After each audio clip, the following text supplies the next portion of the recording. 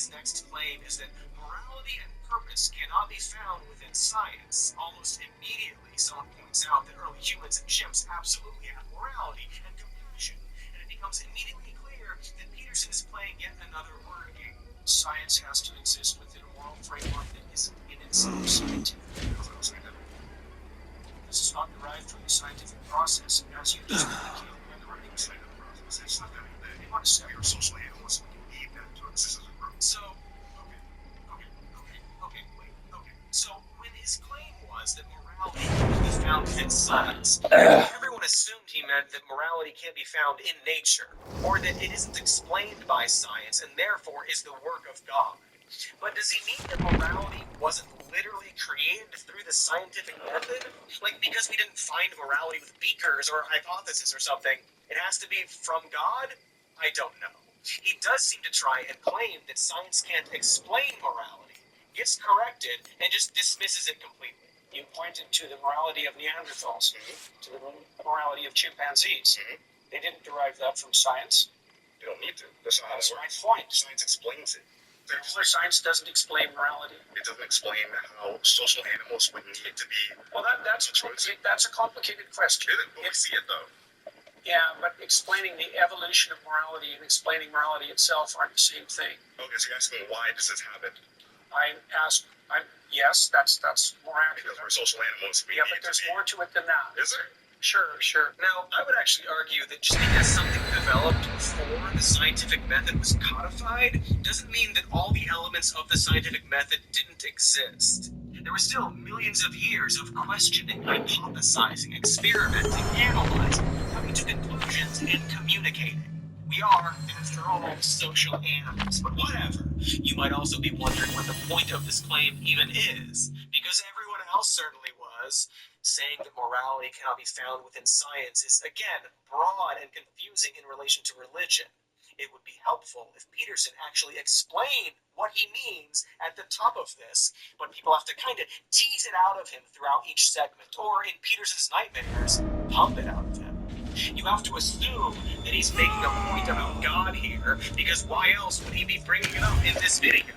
But every time someone asks a direct question or looks for clarity, this happens. It's not driven by a higher power, it's driven on our experience with the higher. So if there is a God and there is a moral code, and it doesn't come at your benefit, are you going to follow it? It depends on how you define your benefit. If it's going to come at your expense, would you still follow it? So if God, I don't care, I still wake up every day and I have motivation to be a moral person. Absolutely exhausting. One of the things Peterson keeps stressing in the video is that he's not trying to win a debate, he just wants to have a conversation. But people who have conversations don't need to constantly clarify definitions of common words. This feels more like he's stretching for time rather than engaging in an honest exchange, right? He's litigating every word, often to completely avoid the original question. Because at this point, no one seems to know what he's trying to say or what he even believes. And so eventually, someone gets extremely frustrated and just asks him point blank if he believes in an all-knowing and all-powerful God. And boy, the answer might surprise you. So do you believe in the all-knowing and all-powerful God? What do you mean by believe? Actually, it won't surprise you. Holy fucking shit, Jordan. This is worse than that Bill Clinton testimony. This whole thing kind of feels like a trial. It feels like Jordan Peterson is guilty or hiding something and is trying to talk around it, doesn't it? We will come back to that. But if you're wondering how this define believe conversation goes, let's find out.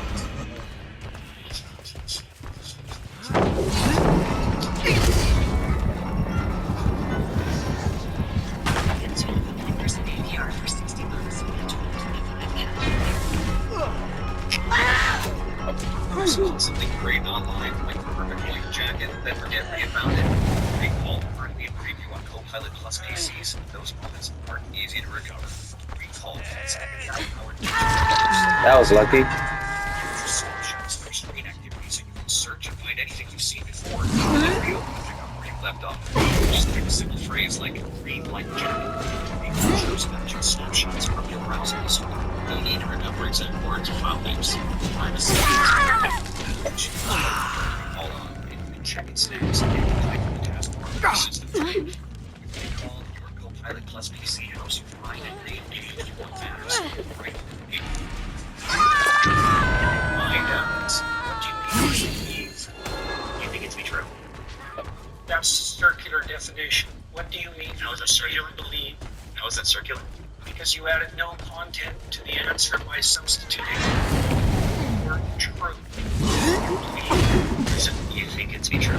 Right. So, if you believe something, you stake your life on it. What do you mean by that? You live for it, and you die for it. Okay, so the correct thing to do here is to repeat the original question. Remember, the original question was asking him if he believes in an all-knowing and all-powerful God.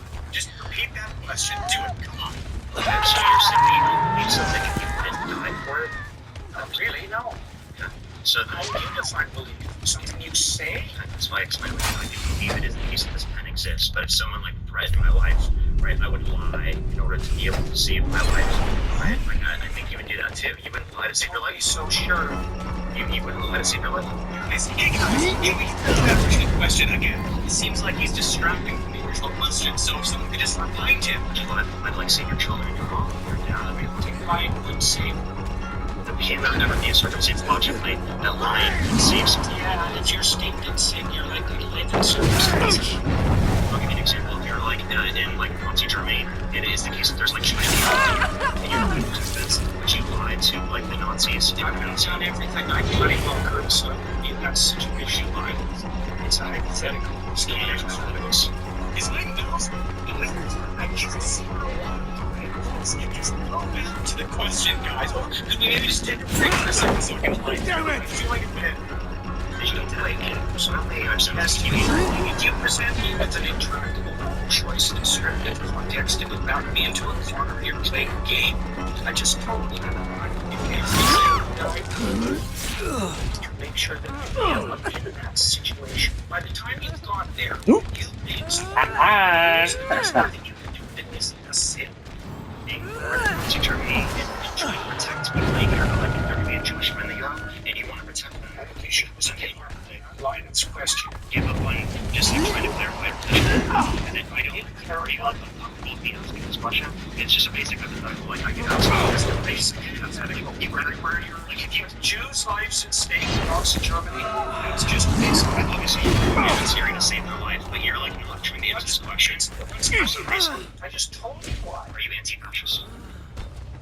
So you're anti-fascist? I'm just asking, just clarifying. So is he going to save the Jews from the Nazis or not? Answer the question, Jordan. He scoffs at the idea that it's a basic hypothetical, except like a moment earlier. Would you love? Yeah, you know the example because it's a basic hypothetical. Also, I have to point out that Jordan refuses to answer this hypothetical and emphatically, multiple times, he claims he simply couldn't find himself in that situation. Disgusting of you to even suggest. Except, I get my students and said, look, for years, there's something you have to understand. Nazi Germany, this statistic probability is around. You think you have rescued ants, right? It's like, think again. Those people are very, very, very, very prepared. They put their lives on the line to do that. They put their families on the line to do that. You think you're one of those people, right? All that means is that you know nothing about yourself. You know nothing about people. Nothing about politics or economics or history. It's a harsh lesson. You know nothing, huh? Interesting. That's from one of the many times he's asserted that if you lived in Nazi Germany, you would have been a Nazi. For 30 years, he told his students that. And yet here he is, vomiting rage, and this young, calm guy is asking if he would hypothetically not be a Nazi. Very odd that you don't answer the question about whether or not you would lie to save a family from the Holocaust, or whether or not you're an anti-fascist. You seem to not understand hypothetical questions, which according to racists on 4chan is a sign of poor intelligence. Why am I in this suit? Where did this beard come from? Where specifically did this beard come from? It smells like Zelda? Why why does it smell like stealth and fear and vinegar in here? Anyway, I hope that answered the question of whether or not Jordan Peterson believes in all-knowing and all-powerful God. But in case you're still confused, so what I'm specifically pointing out here is about religion in particular, since you yourself are a Christian. That's the main element in religion. We can discuss sorry, folks. I just wanted to point out that here, this man is parading these 20 people, telling them they believe in God, and whenever he's asked if he believes in God, he's like, well, tell. Although, to be fair to him, that was about being specifically a Christian, not just believing in God. So, do we have a clip of Jordan Peterson straight up calling God fictional? We characterize that using fiction. Because fiction is the abstraction of hierarchies of intentional prioritization and action. So we can say that in the highest sense, in the biblical corpus, God is the ultimate fictional character. And then we're trying to characterize his nature as that which should be emulated, that unites us psychologically and socially. As YouTuber Alex O'Connor has pointed out, that's what atheists believe. You should be surrounding yourself, Jordan. God is fictional and aspirational. Weird that he admitted only that one time and then has to play games about his beliefs while he gets everyone that they actually believe in God and are Christians or whatever. I wonder why that is. Anyway, here's one more clip for you to suck on. Obviously, you don't want your view on religion summarized by I do, and summarize to some degree that way because I think the opportunity again to see it going I mean, the thing is that we're all stupid, and some of us are far stupider than others in the church. But there is one thing I admire about the church, and that is that it's managed to serve as a repository for these fundamental underlying fictions for 2 millennia, and that's really something lucky.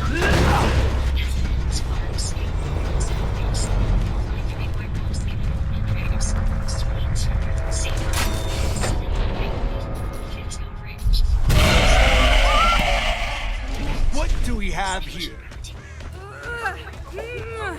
So, no, he doesn't believe in God. It was way easier than talking about Nazi Germany. He specifically thinks that religion is fiction, but that it's good for stupid people. It has utility, and in that sense, he thinks it's, like, literally true, but not literally true. Peterson does like encouraging religion, but isn't religious himself. The way you talk about God has convinced, and will continue to convince some percentage of humanity that it's fine to hold on to this old sort of God, this God that can hear prayers, and they can intervene or not in the lives of human beings. This reason you could do exactly what you do with religion, astrology, right? It would be you could help our religion to escape clear thinking and superstition. This guy named Sam Harris, who we're going to talk about, comes in on Peterson pushing the classic all-powerful version of God. Peterson doesn't deny that he does this, but rather, justifies it. Now, when we look at the astrologers, What? we view their contributions to the history of the world as we should also remember that built Stonehenge, for example, and the first people who determined that the fates were in part written in the stars. People whose astrological beliefs were indistinguishable from astrological beliefs. You'll be my next creation. Is pointing to is difficult from distinguishing. Ultimately, is problem. You see that arise also in people about religious delusions attendant upon having depressive disorder or schizophrenia. But so much of what eventually manifests itself as hardcore pragmatic scientific belief has its origin in wild flights of poetic fantasy. So his point is that while he personally doesn't believe in religion, it seems, he does think that religious belief is good for the stupid masses of dumb idiots to embrace because it's got simple rules to live by, and they'll come to science eventually, I guess, because the people who built Stonehenge believed in